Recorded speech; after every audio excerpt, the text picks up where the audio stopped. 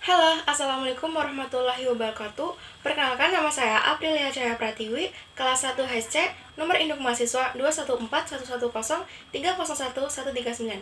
Di video ini, saya akan mempresentasikan artikel ilmiah yang saya buat dengan judul Pemahaman Karakteristik Penulisan Karya Ilmiah Populer dalam Media Massa sebagai salah satu tugas ulangan akhir semester 1 yang diampu oleh Bapak dosen Dr. Teguh Trianton, MPD.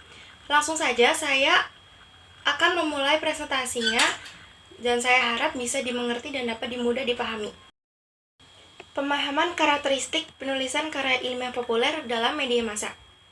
Kata kunci pembahasan dari judul artikel ini adalah hakikat, karakteristik, dan kreativitas karya ilmiah populer. Sebelum lanjut dalam pemahaman karakteristik penulisan karya ilmiah populer, kita harus memahami dulu apa sih arti dari karya ilmiah populer itu. Jadi, menurut Brotowijoyo, karya ilmiah merupakan karya tulis yang isinya berusaha memaparkan suatu pembahasan secara ilmiah yang dilakukan oleh seseorang, penulis atau peneliti. Jika disandingkan dengan kata populer, karya tulis ilmiah mengalami perubahan makna.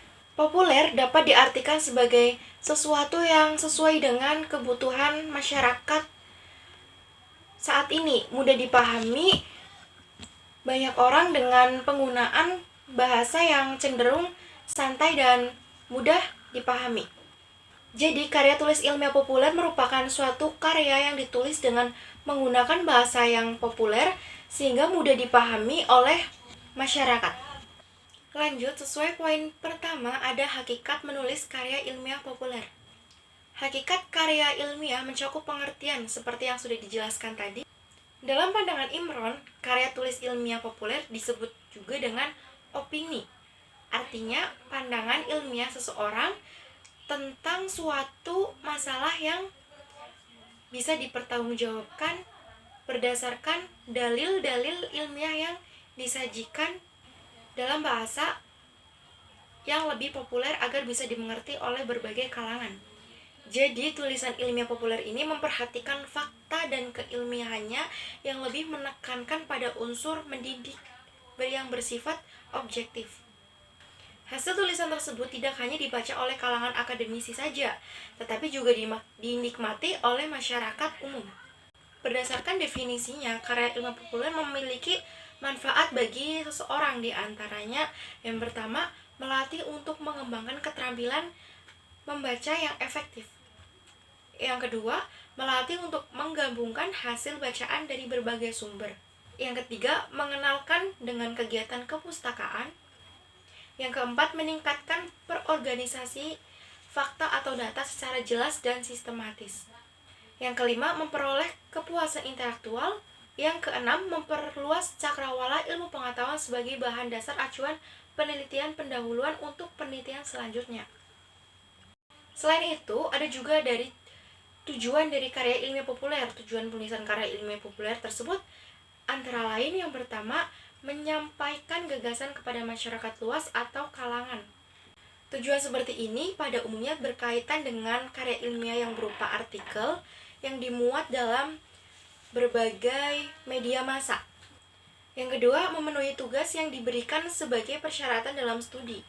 Tujuan seperti ini terkait dengan tugas penulisan makalah dari guru atau dosen serta penulisan skripsi, tesis, dan disertasi.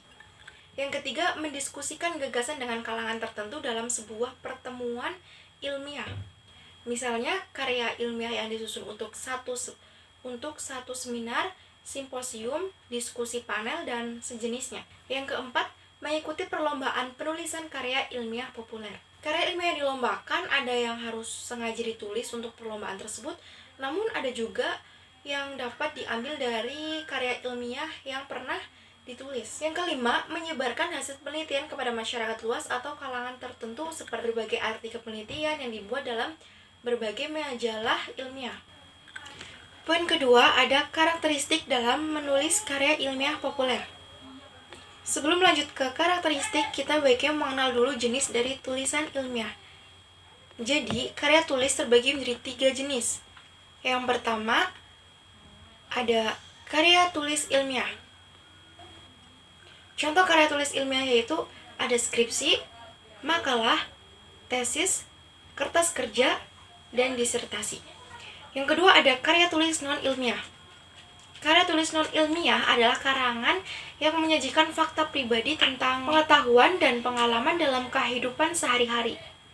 Karya ilmiah ini bersifat subjektif, tidak didukung oleh fakta umum dan biasanya menggunakan gaya bahasa yang populer atau biasa digunakan tidak terlalu formal. Contoh karya tulis non-ilmiah yaitu ada cerpen, novel, drama, dongeng, roman. Yang ketiga ada karya tulis ilmiah populer.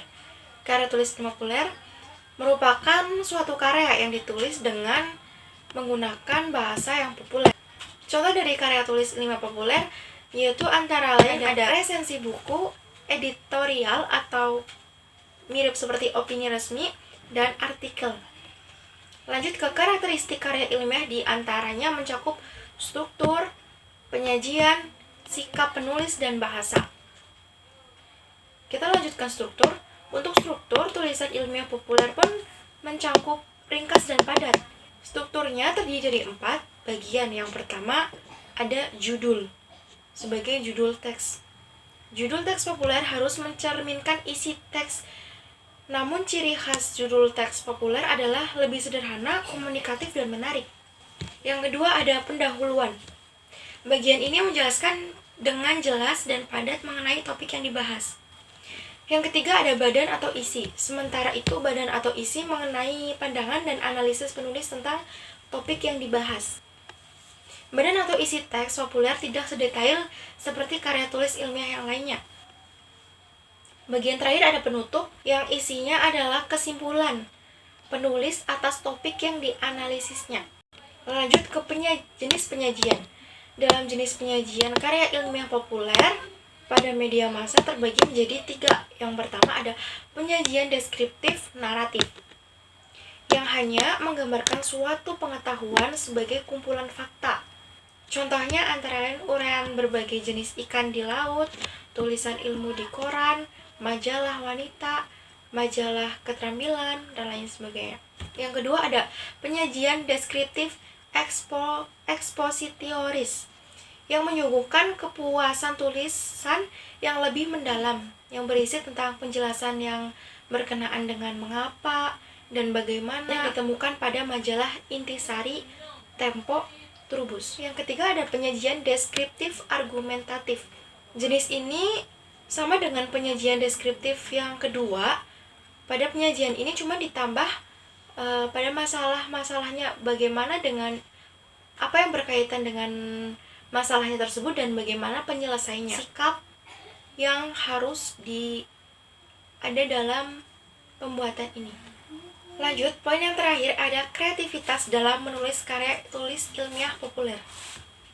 Kreativitas adalah kemampuan untuk menciptakan kreasi atau daya cipta dalam hal menulis. Mengapa sih penulisan karya ilmiah perlu dipelajari atau dilatih?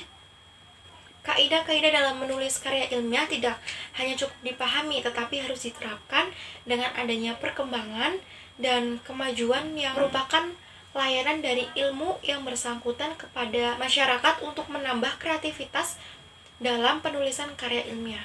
Jadi dari penjelasan yang saya sampaikan dari awal sampai akhir ini dapat disimpulkan bahwa dengan menggunakan hakikat dan karakteristik karya ilmiah akan dengan mudah dapat mengidentifikasi apakah sebuah tulisan termasuk karya ilmiah atau bukan.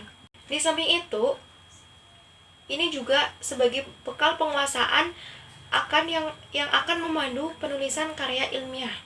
Alhamdulillah akhirnya selesai juga penjelasan presentasi individu untuk melengkapi tugas ulangan akhir semester 1 ini, yaitu mata kuliah Bahasa Indonesia yang diampu oleh Bapak dosen Dr. Teguh Trianton MPD.